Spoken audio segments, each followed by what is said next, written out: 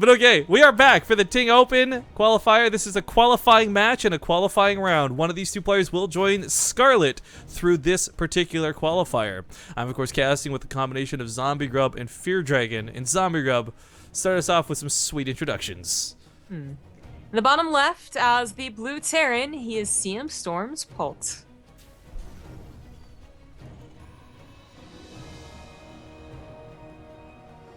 And his opponent up in the top left-hand side, we have the purple Protoss player from Flipside Tactics. It's puCK. It's going to be pretty rare for him to be checking our cameras. Yeah. Okay, so for puCK's sake, again, a little unfortunate. You see that 0-1, you know this might be a 2-0, but even then, I still bet Partoufs on puCK. All right, guys, that's where my faith lies.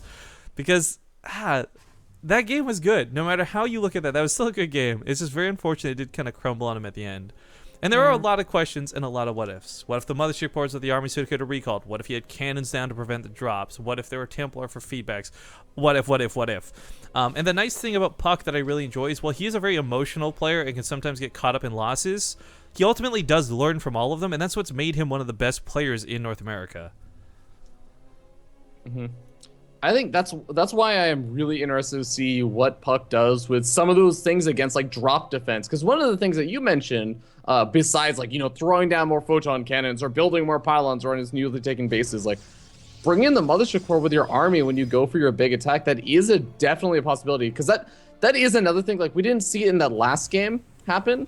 But when you get to that point where you're about maxed out as a Protoss player, if there's a drop in your main base, your natural, or your newly established expansion, and you're across the map, like, it doesn't matter whether or not like you can wait around for the next round of warpins. Like, you're completely supply capped. You can't deal with it unless you have a recall. So that actually might be one really good way to deal with it. I think just generally the style that puCK is going to be going for is going to be less in tune with the drop defense. It's not as bad as when Protoss open up with like Adepts and Resonating Glaives when they really have nothing. At least puCK had Blink Stalkers, but not going into the next step of Storms and as such feedback does open up the opportunity for Polt to drop. I'm under the opinion right now anyways, of course it might change, puCK could definitely change my mind, that the Liberator step up plus the Ghosts is the better composition at the end of the day, unless you can also start adding in Storms or catching the Terran out of position, which actually got flip-flopped, and of course Polt was catching puCK all out of position. I love, by the way, I didn't notice this, so someone had just pointed out in chat, you're both wearing matching Overwatch jackets. It's so cute. Well, I mean, all that has to happen for that to be true is I have to wear an Overwatch jacket, because it's by default true that Zombie Grub is wearing an Overwatch jacket. I gotta go grab mine, man. I gotta go find I wore mine, a Team Liquid jacket, and no one noticed. It was such an anomaly. People didn't believe. They thought they were dreaming. This Overwatch jacket's so comfy. It's so fly. I gotta lose a couple more pounds to comfortably wear mine again, but whatever. Hey, we got another Warp Prism coming out over here from puCK, but this time he does not go for that like really fast Robotics Bay to go for the very fast Warp Prism speed. So just a general old-fashioned like harass / somewhat dedicated attack, Warp Prism. I mean, 4 gateways is a bigger number than you necessarily need if you're going to go for a very greedy style, but it's not like a 7 gateway attack either, so a lot of aggression coming forward, but not something that Polt should die to, not too quickly anyway.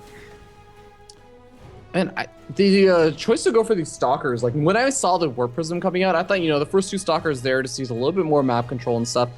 I was almost certain that he was going to go for the Adepts, because the Adepts, Warp Prism, gotta keep that alive. That's gonna be really, really important. Warp Prism to keep alive. This is very scary. Which actually, besides using the Warp Prism, this is a very scary push. Now, luckily, he does have the 4 gateways and a Robo pumping out Immortal, so he actually has units to defend. But of course, his attack was halted right there with Polt's own big attack. Polt, after all, did go for 3 racks as opposed to a 1-1-1, which would have set him up much better defensively against the Warp Prism, but wouldn't allow him this big old group of units that did scare puCK back. Now, here's the Warp Prism does shine. Now it's away from that Bio Ball. You can start warping in quite a lot of Adepts. It does manage to catch Polt off guard initially, and that is a lot more coming in. Stim's going to help out a ton with this, and the SCV's being pulled into it. But he's going to micro back some of these adepts, though. The pickup control is pretty nice so far. Polt's army actually bypasses a group of stalkers. That was very awkward. Finds the immortal alone, however. Oh, no. And the overcharge a little bit late. So there's no medevac with this. So it's not going to be able to drop to the main. He's going to have to take some damage. But the War Prism's dropped off. But there was 20 SCVs killed behind this. So Polt has to do some very severe damage that I just don't think he's capable of pulling off. Yeah, it was another stim actually just puts his units in the orange right there, and he will retreat. Probably the better option. You could suicide, you could try and trade army, but you know that you just lost a lot of SCVs, so the trades are going to go better for you. But as a Terran player, medevac drops can technically go on forever if your control is super good. And I think Polt banking on that is much better. Yeah, I mean, the nice thing is these mules, as we see, help bridge the gap of losing 20 workers, hashtag nerf Terran, question mark, but those aren't going to last forever, and for Polt's sake, you know, he's got a tough time. He doesn't have a third CC down. This is puCK who's taking his third right now. So the longer this goes on, the technically better it gets for puCK, but we have seen all too many times in StarCraft 2 the comeback from playing passive. And I do worry that if puCK decides, hey, I did enough damage, I'm just going to stay at home now for the next 10 minutes, it might not actually benefit him. Regardless, the disruptors are coming into play, and we saw how good those were last game. I'm imagining they'll be just as good again. And if that's the case, I'm really feeling good for puCK. Yeah, I really agree with what you're saying about, you know, puCK really just, he doesn't want to get too passive, but that's why I think, like, one of the biggest things about that harassment is, yeah, he kept the War Prism alive. Okay, so the War Prism pairs up with this Disruptor. Last second splits are pretty good. Unfortunately, that was not a great spot to unload it, so it does take some damage. But again, whether the Disruptor's at home defending or offensively attacking, any kills it gets are going to be for free, which is usually pretty nice. However, the War Prism getting damn low from that stim. Breaking another rock essentially here, opening up another pathway that's a little safer than dropping on top of the actual Nexus. There are a couple of really nice pylon snipes in the main base if you'd ever get in the main base, but the Militia Corps is patrolling that. War Prism out for round 2. I'm really getting... the stim Fear Dragon, I don't know, man. This is going to kill a lot of probes. puCK's not in position to defend this. Other side of the map, though, we saw corpses go flying just in the nick of time, but Widowmine kills the War Prism. So War Prism and Disruptor now to play. 12 probes go down, and Polt helps level the playing field. Yeah, but the big thing for Polt for me is that the fact that he still hasn't thrown down a third CC, and I don't know if he's looking to expand anytime soon. He might. It depends. Ghost Academy's coming down. This is going to be really expensive, so he'll need a third base of some variety at some point. He may look to do Classic Terran, though, and just lift off the main and plop it down at the third, depending. Yeah. He's either banking up minerals for Liberators and Ghosts, or, okay, he's just banking up minerals for production, never mind. He's at 600, I thought maybe he was going to throw in a third CC. Use it all up. I'm in agreement, though. Like, I really think a third CC would be beneficial, but it's... I'm wondering, too, he might be gauging that he fell further behind than he really did. I mean, he did lose a lot of SCVs, but... Either way, he is getting a very formidable army. Upgrades are going to be 1 apiece. Do you feel like Polt is just gonna? I mean, he's leading up a little bit in the in terms of army supply, and with his Liberator count growing 2 at a time so quickly, as well as the Ghost coming out, do you feel like he's just gonna be able to hit a really nice timing where puCK doesn't really have a massive number of disruptors, and Polt is gonna have like the number of like Liberators as well as Ghosts that he needs to make this engagement work? I don't know. Both. I mean, right now puCK's doing something good. He's bleeding out units, but. I worry more so about that sort of split drop. The fact that Polt is so good at attacking multiple locations, that's what won him that last game. That's what may win him this game. But he is heading up for like a head-on engagement right now. That's a lot of Liberators. Yeah. puCK doesn't have a massive Stalker count, but he's got a pretty good one. So it is just Stalkers, though, and Liberator Disruptors, as the Adepts aren't going to be quite as helpful without Resonating Glaive and without upgrades. Oh, but this right! first one, Jesus. Almost too good. Almost too good. Loses that one to the Liberators. A little bit too close for comfort. There's another Disruptor off cooldown. You can use this here in a moment. Of course, he's got to keep an eye on that back entranceway. And a little bit of a leapfrog effect here with the Liberators pushing on in. Photon Overcharge is going to be good. Stalker's blinking to the side, trying to stay outside of range of this. This exposes the Liberators, however, picks up in the War Prism to save one of them. Not two, however, but still good control on both sides of this. Thank you, by the way, really quick, too, Padrino866 for that sub. 801! Woohoo! If Polt can even siege up like a little bit further up and just like really cut down on the area that these stalkers can move around and maneuver, this is going to make it much more difficult. Disruptor shots still going off, trying to pick off Polt's army, but Polt has been doing a much better job of controlling this army compared to the last game. Unfortunately for puCK, as much as you would love to just blink down to that low ground and pick off the disruptors, it does expose you to the bio. Looks like this cannon ended up killing that little hit squad segment to this side, so hype for the cannon. As these push forward, though, he catches them on siege, and that's what he was looking for. That's what he's waiting for. Bio tries to stim in. He sends out a disruptor shot, but there's not enough disruptors, and Polt is actually going to start taking that huge army supply lead. More disruptors come down. He's got to use them. They're off cooldown. Ugh, getting those hits where and when he can. puCK is starting to hold, but it's still not safe yet. Well, Yeah. it's not safe yet, but you have to remember all he has to do is hold. Like that's his only objective. He doesn't have to deal with a third from Polt.